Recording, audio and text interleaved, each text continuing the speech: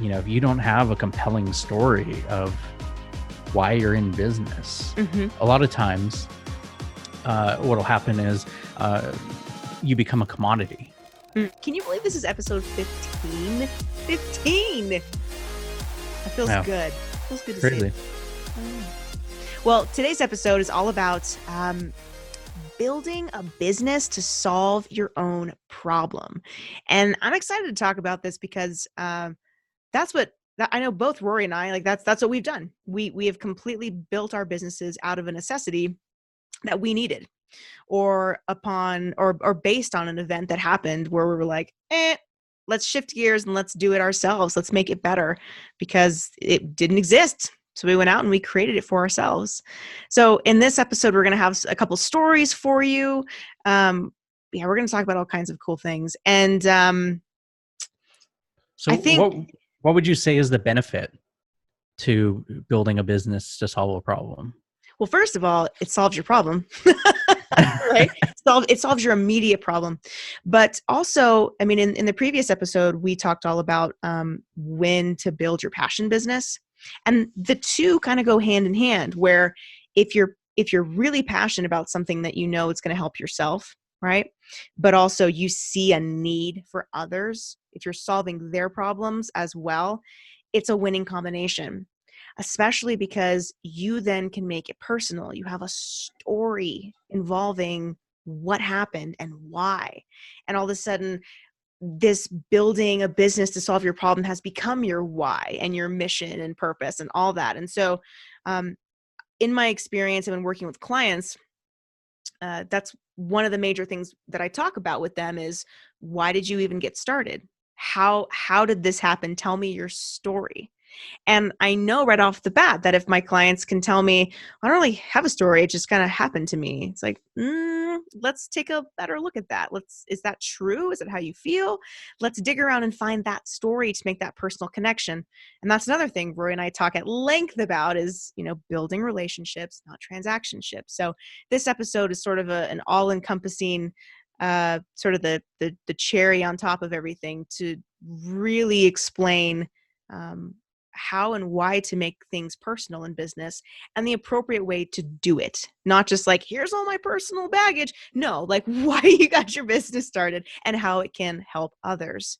And I think one of the major ways to do this, to build a business by solving your own problem, is to obviously identify if it's a viable solution, meaning it has to also solve someone else's problem, not just your own. You have to actually do the market research and see if it's going to be effective and make sense.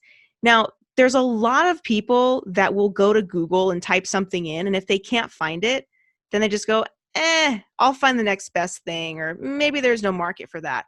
But that's not necessarily the case. It just because something hasn't been invented yet does not mean there's not money sitting there. So yeah, it's important to actually identify if it's a valuable solution for other people and not just yourself. So doing that market research ahead of time will save you so much money before you dive in and start making, or manufacturing whatever it is that you have an interest in.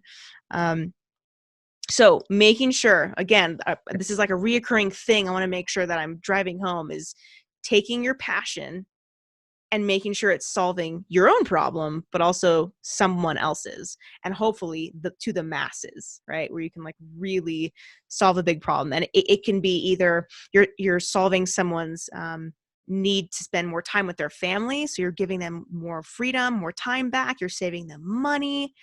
What else, Rory? Yeah. Time and money are the big ones. And improving quality of life. Right. Exactly. We all want more time. It's like the one thing we cannot get back is our time. Right. So if you can create something that helps people save more time, that's an easy sell right there. And then wrap your own story into it. Now we're talking. That's good stuff.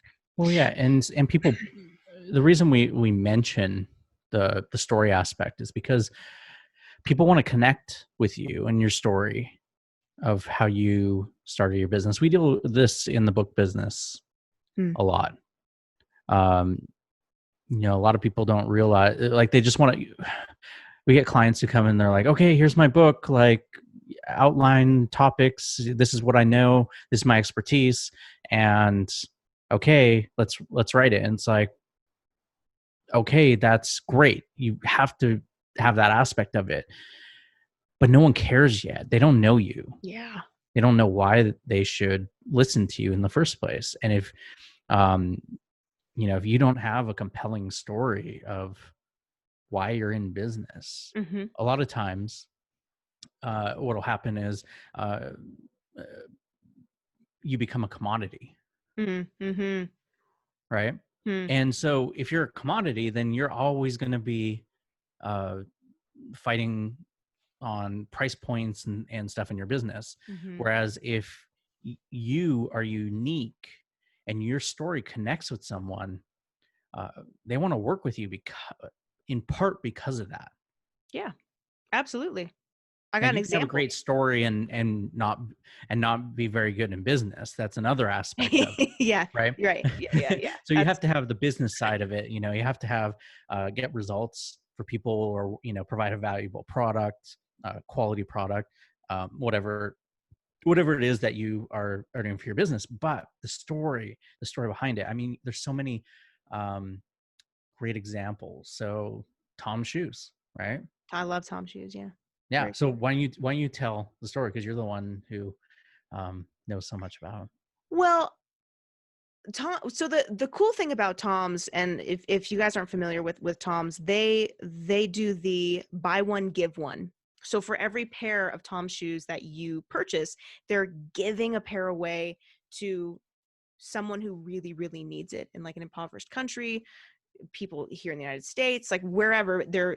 I love that whole brand and business model. It makes me feel good as the consumer. I wear the shoes, they look cool, they're comfortable, and I'm putting my money toward a mission that I feel really strongly about. So that's very cool. There's so many different stories out there where if you know, or let me back up. There's so many different brands out there that you can do a little research and really feel good about where you're putting your money, and knowing that it's actually like going way beyond just back to the business owner or back to the employees. It's going, I mean, it's reaching like very very cool globally, or excuse me, on a global level. um but wait a minute, before we get onto that, Rory, what's your story? I want to know your story and how you got into doing what you're doing.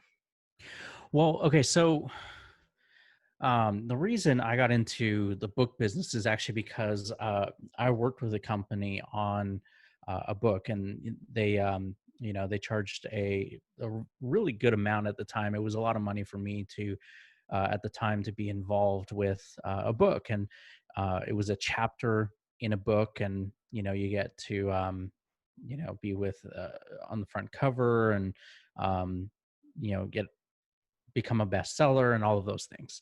Hmm. Right. So I did this promotion, and I was so frustrated with the whole process. I didn't feel like there was the proper support. I didn't feel like they really understood or cared about the product that was going out. It was just like, we're just putting all these authors together and we're going to make it a book, and you know like um uh, if it's a top 10 on Amazon, we'll call it a bestseller type of thing. It Mm-hmm. didn't hit number one. um they only relied on the authors to really promote the book and things like that. Hmm. So Hmm. it really frustrated me, and like I said, I spent a good amount of money on it, and the biggest thing is that it didn't really do anything for me or for my businesses or whatever I was doing at the time. Even my positioning, I could just not make and like translate that book into something that was a viable business. Hmm. Hmm. And so I, through a series of different events, I landed on figuring it out, like how to solve that problem, to be able to put out books that are high quality and that get reviews and become number one bestsellers every single time. Mm. And as soon as I figured that out, I had a bunch of people reaching out to me, and I was doing a lot of consulting with people in the book business Hmm. because they couldn't even replicate what I was doing. Hmm. And so now years later, a lot of the best practices came from stuff that I actually invented. That's awesome. And and so it's a constant reinvent yourself type of situation. But yeah, in the beginning, it was solving that problem of my frustration of, like, I did not get the quality of service, and I thought there was a better way to do it and a better way to treat Mm. um customers. And when I figured it out and how I could do it, then I built a business around it, Mm-hmm. Mm-hmm. and I Well, saw there was a need. that's And then yeah. and like I've talked about this in the passion episode, which was a couple episodes ago, um is that in the beginning I wasn't like super passionate about books, Hmm. like at the very beginning. But as soon as I started seeing like how valuable they were in my business and then in clients' businesses, and how it was changing people's lives, changing my life, I was just like, I became passionate about it, Mm-hmm. very passionate, right? Mm-hmm. So when you're looking for, like, okay, how do I solve a problem, you just look to what are you frustrated with, and is there a better way to do it? Remember to like, subscribe, and click the notification bell to get notified when each new episode is released. To download the digital episode companions, watch unedited and behind-the-scenes content from this and all our other episodes, get access to exclusive trainings from us and our guests, get direct access to myself and Rory, and to schedule your business critique with us, head on over to bppodcast.com/VIP. The link is also in the description. We'll see you there.